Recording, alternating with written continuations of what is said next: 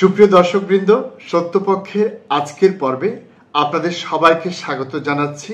আমি শেখ বুলবুল।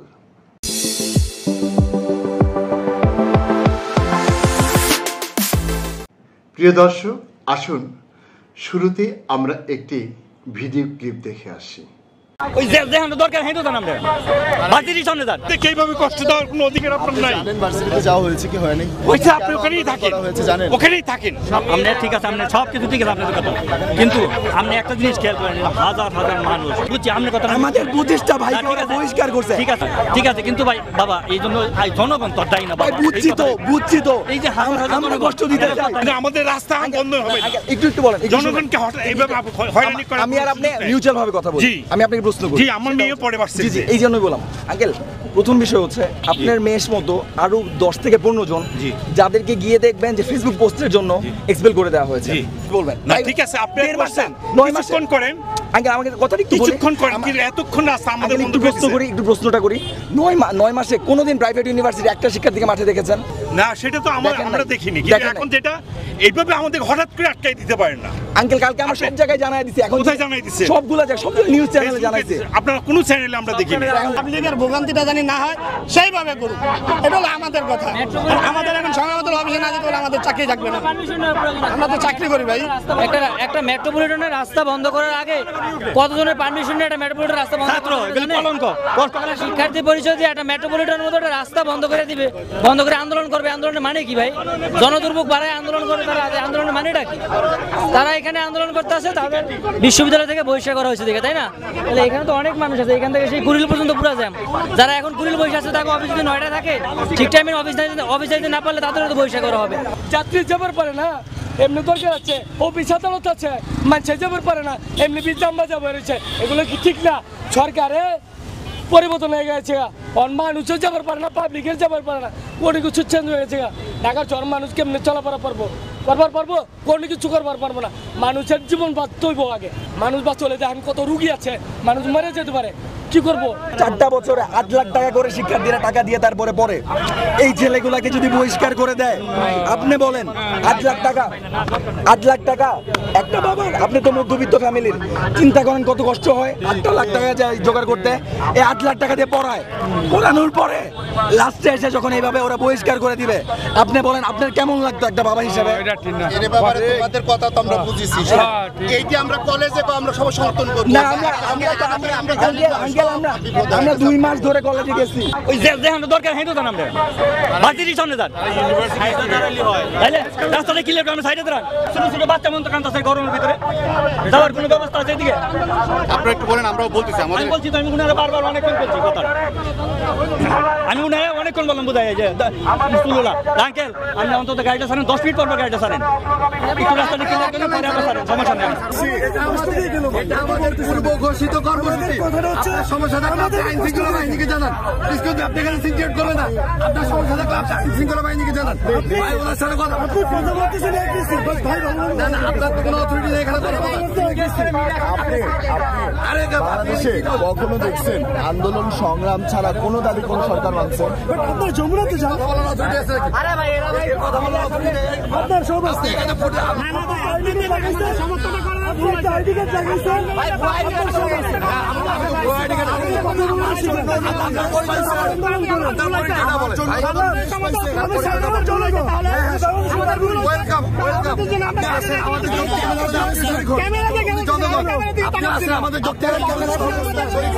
দর্শক, আপনারা দেখলেন বাংলাদেশে এই প্রথম একটি ছাত্র আন্দোলনের বিপক্ষে দাঁড়িয়ে জনগণ অত্যন্ত জোরালোভাবে প্রতিবাদ করছে। কেবল প্রতিবাদই করছে না, তারা অত্যন্ত যৌক্তিকভাবে বলে দিচ্ছে আপনাদের এই আন্দোলন যেখানে গিয়ে করার দরকার সেখানে করুন। এই কথাটি কেন বলেছে? কারণ একটি বিশ্ববিদ্যালয় তার কতজন ছাত্রকে বহিষ্কার করেছে বা করেনি সেটি একান্তভাবে সেই বিশ্ববিদ্যালয়ের বিষয়। সেটি নিয়ে যদি কোনো ছাত্রকে প্রতিবাদ করতে হয় তাহলে সেটি সেই বিশ্ববিদ্যালয়ের ক্যাম্পাসে অথবা বিশ্ববিদ্যালয়ের ফটকের সামনে করতে হবে। তাদের যদি সেই বহিষ্কার আদেশকে অন্যায্য বলে মনে হয় তাহলে ইউজিসি রয়েছে বা সংশ্লিষ্ট কর্তৃপক্ষ রয়েছে, সংশ্লিষ্ট মন্ত্রণালয় রয়েছে, সেখানে তারা আবেদন করতে পারে, একই সাথে তারা সংবাদ সম্মেলন করতে পারে, তারা এ বিষয়টি সাংবাদিকদের সামনে উপস্থাপনের মাধ্যমে তাদেরকে দিয়ে জাতির সামনে তুলে ধরতে পারে। কিন্তু তাই বলে তার জন্য তারা রাস্তা বন্ধ করে জনদুর্ভোগ সৃষ্টি করতে পারে না। কিন্তু এই সরকার ক্ষমতায় আসার পর থেকেই আমরা দেখছি কোনো কিছু হলেই তার জন্য রাস্তা আটকে দেয়া হচ্ছে, তার জন্য জনদুর্ভোগ সৃষ্টি করা হচ্ছে। আমরা অতীতের যে আন্দোলনগুলো দেখেছি তার থেকে এই আন্দোলনের চরিত্র অনেকটাই যেন ভিন্ন। কেন ভিন্ন বলছি সেটি একটু ব্যাখ্যা করছি। প্রিয় দর্শক, আপনারা জানেন যে 1952 সালে যে রাষ্ট্রভাষার জন্য আন্দোলন হয়েছিল, সেই আন্দোলনটি কিন্তু সারা ঢাকা শহরে হয়নি, সেটি ঢাকা ভার্সিটি এলাকায় নির্দিষ্ট একটি গণ্ডির মধ্যে সীমাবদ্ধ ছিল এবং সেই আন্দোলনের মূল কেন্দ্রবিন্দু ছিল কিন্তু সরকারের একটি সিদ্ধান্তের বিরুদ্ধে সেই আন্দোলন সংগঠিত হয়েছিল। আমরা যদি 69-এর গণ অভ্যুত্থানের কথা বলি, সেটিও কিন্তু সরকারের একটি সিদ্ধান্ত বা একটি কার্য পদ্ধতির বিরুদ্ধে সংগঠিত হয়েছিল, যার কারণে সরকারের বিরুদ্ধে যে কোনো দাবি বা যে কোনো আন্দোলন সেটি রাজপথে যেতে পারে। কিন্তু যদি কোনো প্রতিষ্ঠানের নিজস্ব বিষয় নিয়ে আন্দোলন হয়, তাহলে সেই আন্দোলনটি সেই প্রতিষ্ঠানের সীমার মধ্যেই সীমাবদ্ধ থাকা উচিত। আমরা 90-এর যে আন্দোলন দেখেছি সেটিও ছিল সরকারের বিরুদ্ধে আন্দোলন। আমরা 71-এ যে আন্দোলন দেখেছি সেটিও ছিল সরকারের বিরুদ্ধে আন্দোলন। আমরা 2024 সালে যে আন্দোলন দেখেছি সেটিও ছিল সরকারের বিরুদ্ধে আন্দোলন। সেখানে ন্যায্যতা ছিল কি ছিল না তার চেয়ে বড় কথা হচ্ছে আন্দোলনের মূল টার্গেট ছিল সরকার।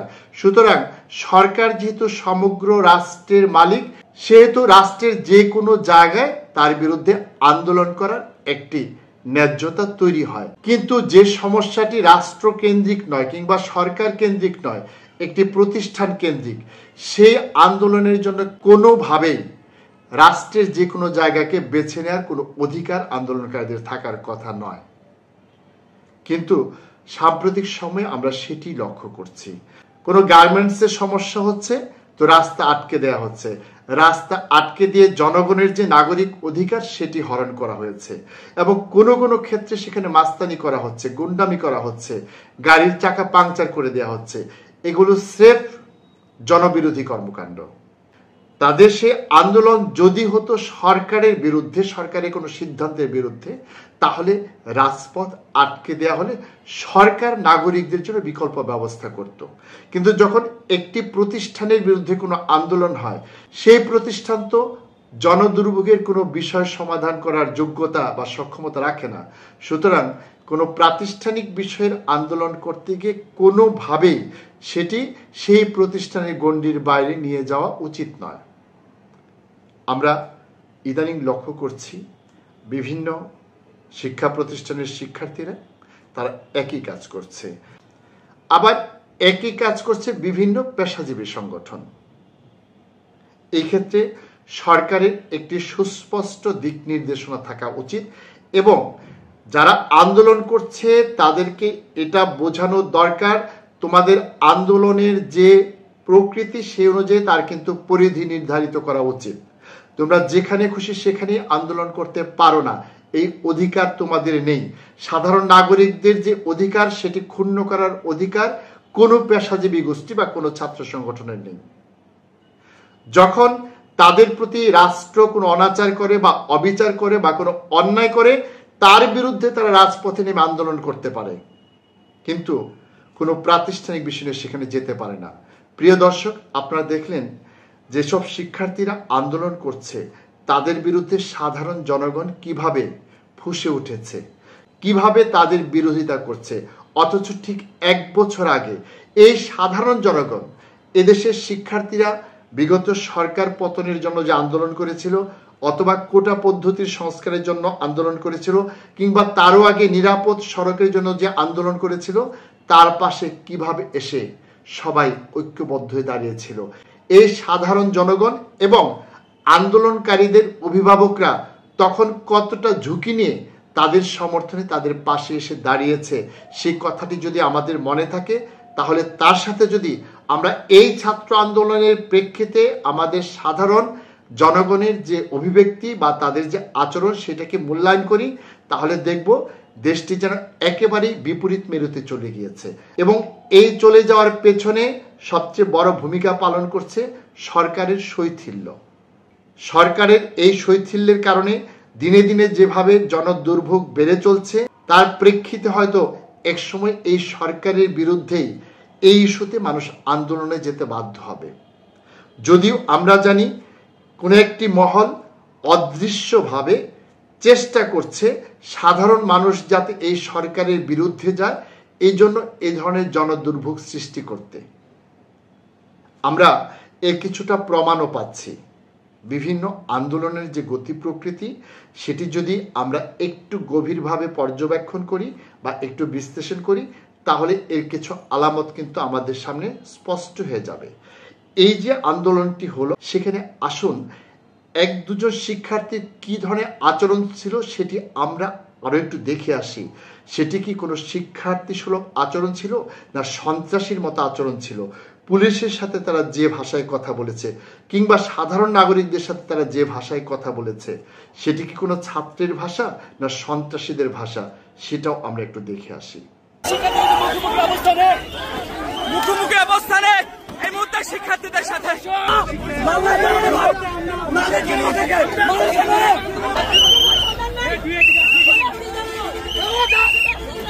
নতুন বাজার যে সড়কটি রয়েছে, সেই সড়কটি সকাল 8টা থেকে অবরোধ করে রেখেছিল শিক্ষার্থীরা।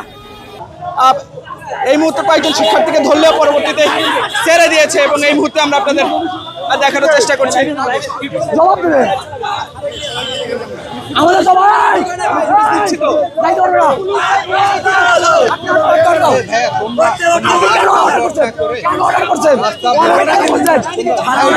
সমাধান করতেছিলাম না, সমাধান করতেছিলাম না। অর্ডার আপনি দিচ্ছেন জুলাই আন্দোলনের, জুলাই আন্দোলন গুলি করছেন, জুলাই আন্দোলন গুলি করছেন।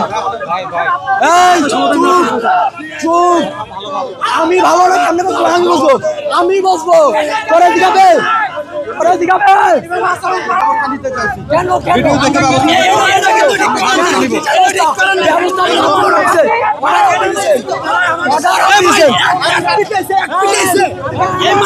ঠিক হয় না। ঠিক আছে ভাই, দাঁড়ান রে ভাই, এত উচ্চকিত হয় না।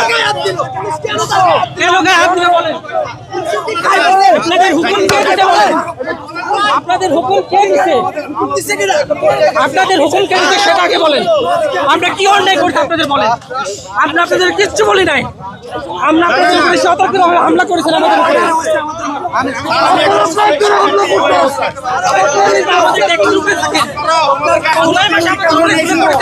আমরা কিচ্ছু বলি নাই।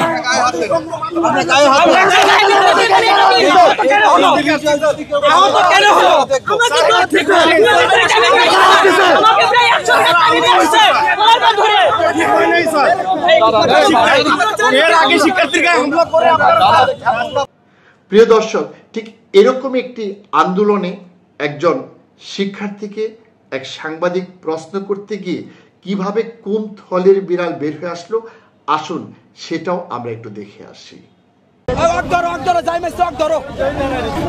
আমি ভার্সিটি না, আমি ভাই লেখাপড়া করি ভার্সিটি না, হাই স্কুলে। মানে আপনি কোথায় পড়াশোনা করলি? হাই স্কুলে আমি পড়াশোনা করি, ক্লাস 9-এ পড়ি। কোথায় পড়েন? ক্লাস 9-এ। আপনি আমার সামনে ভাই স্কুলে পুলিশ দুইটা ছাত্র, আমার দুটা ভাই মনে করেন যে রোডের ভিতরে শুয়ে সেইভাবে বেটন সাত থেকে আমার মাথাটা একটু খারাপ হয়েছে। আর কোন স্কুলে পড়ো? আমি স্কুলে পড়ে সোনামুখী। কোথায়? গ্রামে। জি। এখানে কি করেন? এই জায়গায় আসছিলাম এক দরকার আর কি। ওই আন্দোলনে না, আন্দোলনে আমি পাশে ছিলাম আর কি ভাই। পুলিশ যখন পেটন দিছে তখন আমি আগেছি, তার আগে না।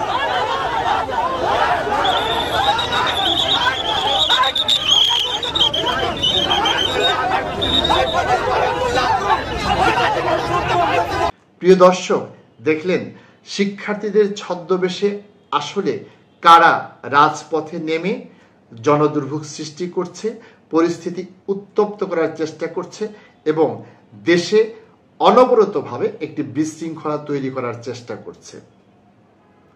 এজন্য আমরা কেবল তাদেরকেই দোষারোপ করব না যারা নেপথ্যে থেকে এই কাজটি করছে অথবা যারা প্রত্যক্ষভাবে রাজপথ বন্ধ করে দিয়ে এই ধরনের জনদুর্ভোগ সৃষ্টি করছে। এই জন্য আমরা তার চেয়েও বেশি দায়ী করব সরকারকে। সরকার কেন এদেরকে প্রশ্রয় দিচ্ছে, কেন দিনের পর দিন তাদের এ ধরনের আচরণ সহ্য করছে। সরকারের হয়তো একটি সংকোচ বোধ আছে, যেহেতু 1 বছর আগেই আইন শৃঙ্খলা রক্ষাকারী বাহিনীর অযৌক্তিক অন্যায্য বল প্রয়োগ এ জাতি প্রত্যক্ষ করেছে। এই কারণে সরকার হয়তো ভাবছে এসব আন্দোলনকারীদের উপর যদি আইন শৃঙ্খলা রক্ষাকারী বাহিনীর শক্তি প্রয়োগ করে তাহলে হয়তো সাধারণ জনগণ এই সরকারকেও আগের সরকারের মতো ফ্যাসিস্ট সরকার বলে অভিহিত করবে। প্রিয় দর্শক, আমরা দেখেছি যাদের এই সরকারকে ফ্যাসিস্ট বলে অবহিত করার লক্ষ্য রয়েছে তারা কিন্তু সেটি করেই যাচ্ছে, থামছে না। কিন্তু যখন কোনো জনদুর্ভোগ সৃষ্টি হচ্ছে সেক্ষেত্রে যদি সরকার প্রয়োজনীয় বল প্রয়োগ করে, আমরা বলছি না কাউকে গুলি করতে হবে, লাঠিচার্জ তো করতে পারে, এটা তো পুলিশের দায়িত্বের মধ্যেই পড়ে।